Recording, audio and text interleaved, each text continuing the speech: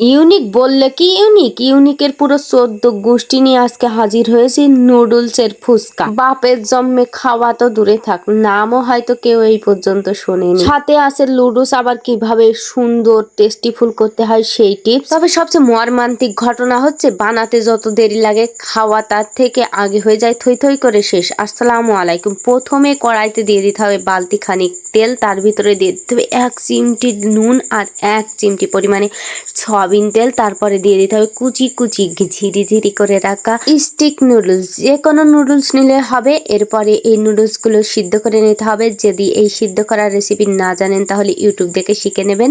তারপরে প্রথমে দিয়ে দিতে হবে সয়াবিন তেল, ১ মুঠ পেঁয়াজটা দিয়ে একটু কোনো রকম একটু ঝাঁকা মার্কা নাড়া দিয়ে নিতে হবে। পেঁয়াজটা একটু নাড়ানাড়ি ঝাঁকাঝাঁকি করে নিয়ে এরপরে দিয়ে দিতে হবে যাবতীয় শুকনা গুঁড়া মশলাগুলো। প্রথমে আমি দিয়ে দিচ্ছি লবণ, তারপরে দিয়ে দেব শুকনা মরিচের গুঁড়া, যার যেমন ঝাল খেতে পছন্দ সে তেমন পরিমাণে দেবে। এরপরে দিয়ে দিলাম হলুদের গুঁড়াটা দিয়ে এবার আবার নাড়াচাড়া দিয়ে নিলাম।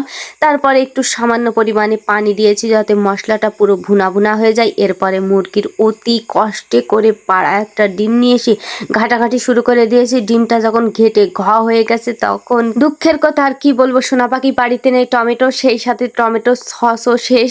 অতি কষ্টে একটু নাকা দিয়ে বোতলটা থেকে একটুকুনি বের করে নিলাম টমেটোর সস। তারপরে দিয়ে দিলাম ২-৩টা কাঁচামরিচ।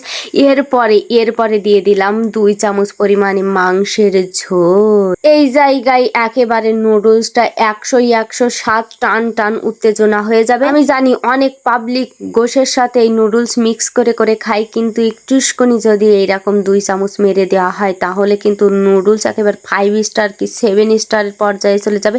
তারপরে নুডলসগুলো দিয়ে ভালোভাবে নাকা মেরে এপিট ওপিট যেভাবে নাড়া যায় সেইভাবে নাড়ানাড়ি করে পুরো মশলাটা মাখো করে দিতে হবে।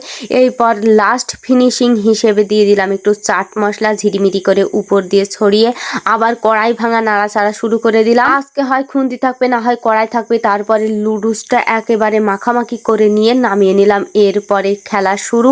এইভাবে ফুচকার মুখ ভাঙতে যে কি মজা মনে হয়, কুটনিবিটিদের মুখ ভাঙছিস। এরপরে ফুচকার মধ্যে বুঝলো দিতে হবে, বুঝলো দেব। এখানে আমরা অভিনব পদ্ধতিতে নুডলসগুলো একে সবগুলো ফুচকার পেটের ভিতরে ঢুকিয়ে দেব। তারপরে সুন্দর মতো একে প্লেটের মধ্যে আকর্ষণীয়ভাবে সাজিয়ে নেব। আর আমাদের আজকের ফুচকার ঝোল মানে টক ঝোলের বদলে খাবো মাংসের গ্রেভি। এই গ্রেভিটা দিয়ে খেতে ফুচকা যে এত মজা, আর সাথে তো নুডলস মাখো আছে। একবার অবশ্যই ট্রাই করবেন।